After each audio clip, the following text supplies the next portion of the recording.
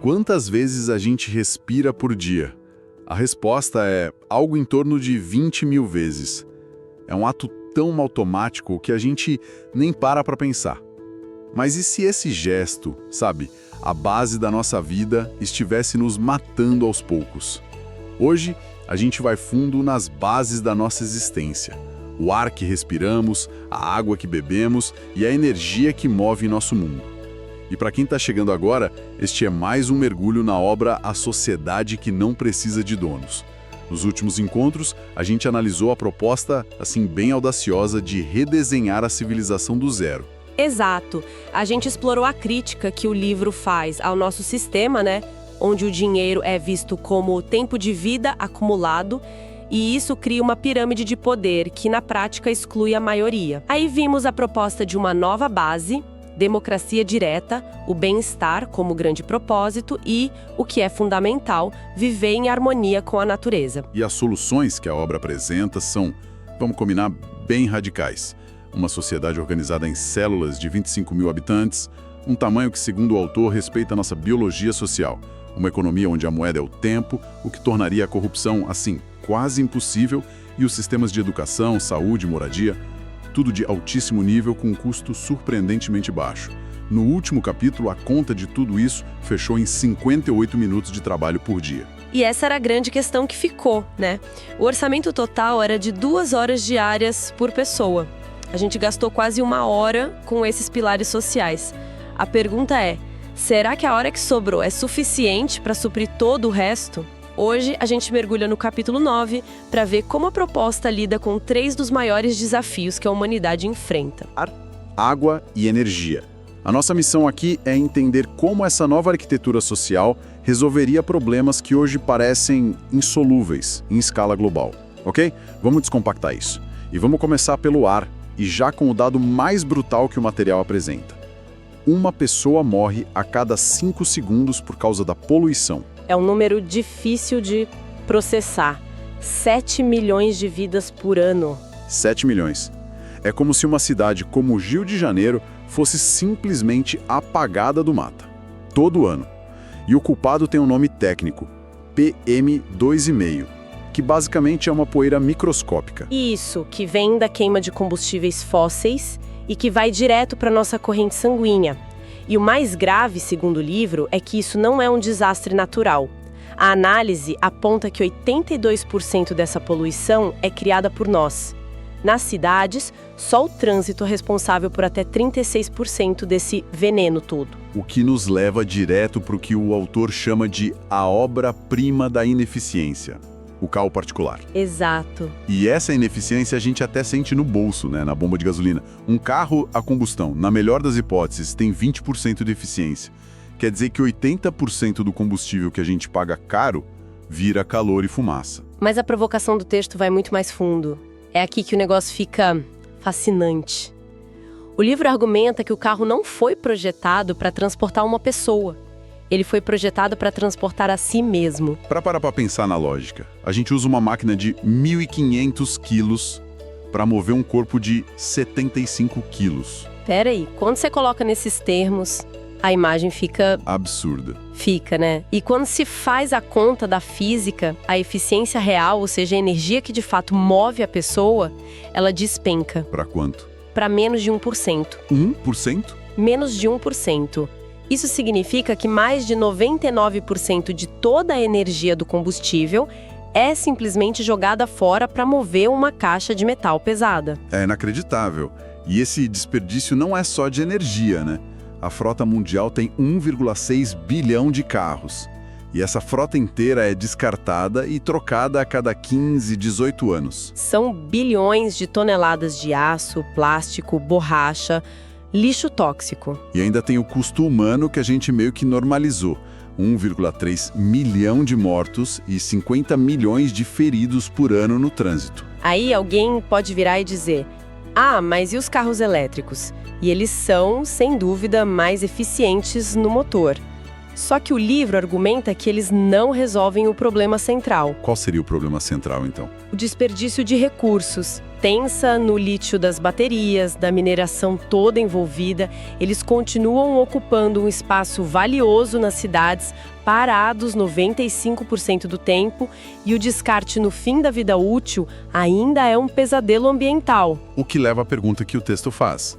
Isso é liberdade ou um fardo gigantesco? Exato. Fica claro que a poluição é só o sintoma. O problema real, a doença, é o nosso modelo energético. E quando se fala em modelo energético, os números assustam.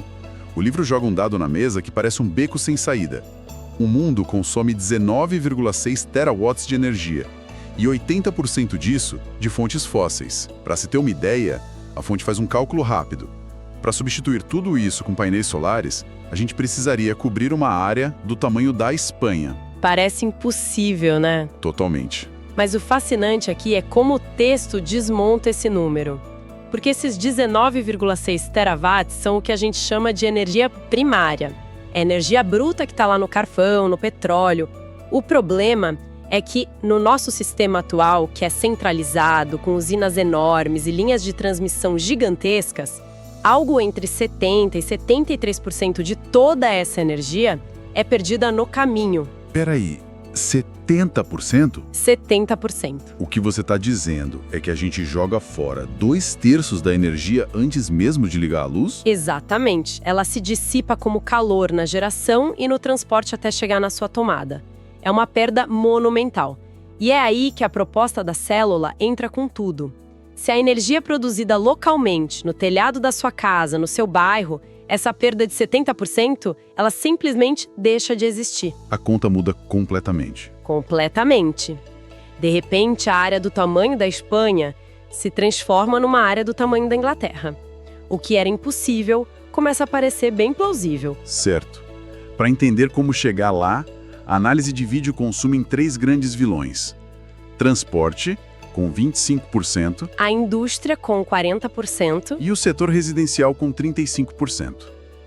A proposta é atacar cada um deles de forma cirúrgica, começando pelo transporte, que a gente já viu que é a raiz do problema do ar. dentro da célula, com tudo perto, o carro particular se torna inútil, mas e para ir de uma célula para outra? A solução que o livro apresenta parece ficção científica. Túneis rasos modulares feitos de cimento verde. Isso, enterrados a poucos metros da superfície. A ideia é mais simples do que parece, na verdade. E as vantagens são enormes. Por ser um ambiente fechado, não tem chuva, sol, vento. A manutenção da infraestrutura é mínima. E a superfície fica livre para a natureza, para corredores ecológicos. E a segurança é total, né? 0 acidentes. Dentro desses túneis, a proposta é a Iron Lev. Iron Lev. Que isso? Pensa em plataformas que levitam sobre trilhos de aço comuns, mas de forma passiva, sem consumir energia para flutuar. Isso reduz o atrito em 90%. E o resultado disso, em consumo de energia? É quase zero. Os números do livro são impressionantes. Um único painel solar seria capaz de gerar toda a energia necessária para o transporte diário de 17 pessoas entre as células. 17 pessoas com um painel? É uma mudança de paradigma completa. E para viagens longas entre cidades? Aí a proposta são trens noturnos de alta velocidade com mini suítes privativas. A pessoa embarca à noite, dorme com todo o conforto e acorda a 800 quilômetros de distância. O tempo de viagem é zero, porque é o tempo que a pessoa já passaria dormindo. Exato. Certo. Mas a análise também encara os desafios mais difíceis, como voos e navios de carga. Não dá para colocar tudo em túneis. Não dá. O livro é honesto sobre isso. Para voos transatlânticos, a solução provisória seria um combustível de aviação sustentável, derivado de cana-de-açúcar, por exemplo. O custo em horas de trabalho seria 1/4 do que é hoje no Brasil. E a carga marítima? Para a carga, a solução é mais profunda. É reduzir a necessidade de transportar coisas pelo mundo em 60%. E como se faz isso? Produzindo localmente. E combatendo o consumismo, criando produtos feitos para durar. O que nos leva direto ao segundo vilão. A indústria, responsável por 40% do consumo. Como se ataca um monstro desse tamanho? O livro argumenta que não se ataca o monstro inteiro, mas os seus pontos vitais. E o primeiro golpe a gente já viu: o fim da indústria automobilística particular. Só isso já deve ser uma fatia gigantesca da produção industrial, né? Gigantesca. Do consumo de metais, plásticos, energia. Faz sentido. Um problema, o carro, e uma solução, a célula, que reverbera em vários setores. Qual o segundo ponto vital? O fim da obsolescência programada. Acabar com essa ideia de que os produtos precisam quebrar para a economia girar. Nessa nova sociedade, tudo seria projetado para durar décadas, para ser facilmente consertado e, no fim da vida, 100% reciclado. E o terceiro ponto? É uma mudança cultural, uma educação focada no minimalismo, na ideia de que ter acesso e compartilhar é mais inteligente do que possuir. Com esses 3 cortes, o resultado no consumo industrial é uma queda de 9,2 kWh por dia por pessoa para apenas 1,1 kW. É uma redução de quase 90%. E por fim, o terceiro vilão: os edifícios, com 35% da energia. Aqui a solução vem da Alemanha, um padrão de construção chamado Passive House. Casa passiva, que seria basicamente colocar um casaco super eficiente na casa. É uma ótima analogia. É exatamente isso. Usar um isolamento térmico extremo nas paredes, no teto, janelas com vidro triplo e um sistema de ventilação inteligente que troca o ar sem perder calor no inverno ou frio no verão. O resultado é que a necessidade de usar energia para aquecer ou resfriar o ambiente cai em 90%. O conforto é gerado de forma passiva só pelo design do prédio. Com isso, o consumo residencial por pessoa despenca de uma média de 19,8 kWh para 1,78 kWh por dia. Ok, peraí. Depois de toda essa engenharia, túneis, trens, casas passivas, a resposta para a demanda energética de uma pessoa se resume a quanto? Vamos somar tudo. Transporte, indústria, residencial. O total dá cerca de 4.030 watts por dia por pessoa. Aí o livro aplica uma margem de 100% para garantir energia em dias nublados e tudo mais. O resultado final é que a necessidade total de uma pessoa poderia ser suprida por 3 painéis solares. Só isso. Parece simples demais para ser verdade. E essa é a grande conclusão da fonte. Não é uma tecnologia futurista que resolve o problema. É a aplicação inteligente de tecnologias que já existem, mas organizadas por uma lógica de eficiência radical. E por que não fazemos isso hoje? Porque o nosso sistema atual, focado no lucro através do desperdício, não tem nenhum incentivo para isso, entende? Por que construir uma casa que não gasta energia se você pode lucrar vendendo energia para ela por 50 anos? Faz todo sentido. Energia resolvida, vamos para o último pilar, a água. E, de novo, a análise começa com um número que vira a nossa percepção de cabeça para baixo.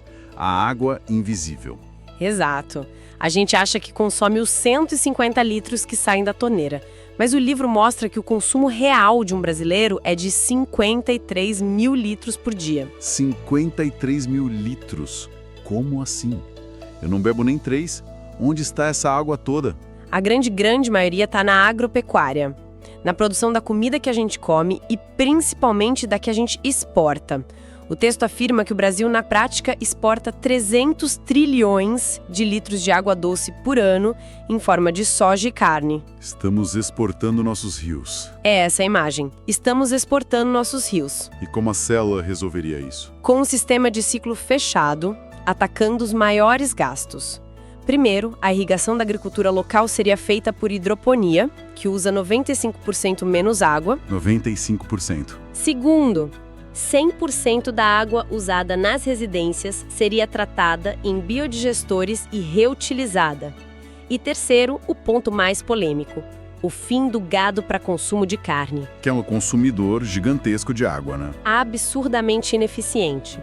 Tanto de água quanto de grãos. Com essas 3 mudanças, o consumo total por pessoa cairia de mais de 600 litros para 232 litros por dia. Certo, uma redução drástica. Mas a grande questão que o livro levanta é: Seria possível suprir essa demanda só com a água da chuva que cai na própria célula? E a resposta, pelos cálculos apresentados, é um surpreendente sim. Sério? Sim, a área dos telhados de todos os edifícios, somada à área de lagos artificiais criados nos bairros, seria suficiente para coletar e armazenar toda a água necessária para os 25 mil habitantes. A célula se torna basicamente uma biosfera. Exato. Capturando e reciclando a própria água, sem depender de rios distantes ou de sistemas de saneamento complexos. E quanto à segurança? E se houver uma seca prolongada? O projeto prevê várias camadas de resiliência. Cada condomínio teria sua própria cisterna, com uma reserva para 100 dias. Os lagos nos bairros seriam a segunda camada. Poços artesianos para emergências, a terceira. E, por fim, uma represa central para a célula inteira, com água suficiente para 1 ano de consumo. É um sistema pensado para ser a prova de falhas. Exatamente. E o custo de tempo e de trabalho para manter toda essa infraestrutura de energia e água, segundo o livro, seria de apenas 6,4 minutos por dia por pessoa. 6 minutos. 6 minutos e meio. E, Bron, o que isso tudo significa? Juntando as peças, parece que os maiores desafios da nossa civilização, o ar poluído, a crise energética, a escassez de água, não são, segundo a fonte, problemas de falta de recursos. São sintomas de um design ruim. Exatamente. É um problema de design. E o mais interessante é ver como as soluções estão todas conectadas. A organização da cidade em células possibilita o fim do carro. O que resolve a poluição do ar e parte da energia. Isso. A produção local de alimentos, que a gente vai ver no próximo capítulo, é o que possibilita resolver a crise da água. É um sistema interligado, sabe? Onde uma única solução de design inteligente gera um efeito dominó de benefícios. Resolvemos o ar, a água e a energia. E o custo de 6 minutos coube com folga naquela 1 hora que tínhamos de orçamento. Mas a análise de hoje já nos deu uma prévia do próximo tema, a alimentação.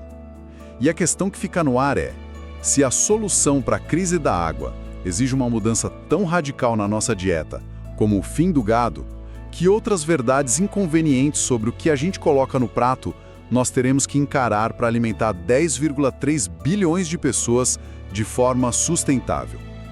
Talvez a resposta para a fome mundial não seja sobre produzir mais, mas sobre repensar profundamente o que e como a gente come.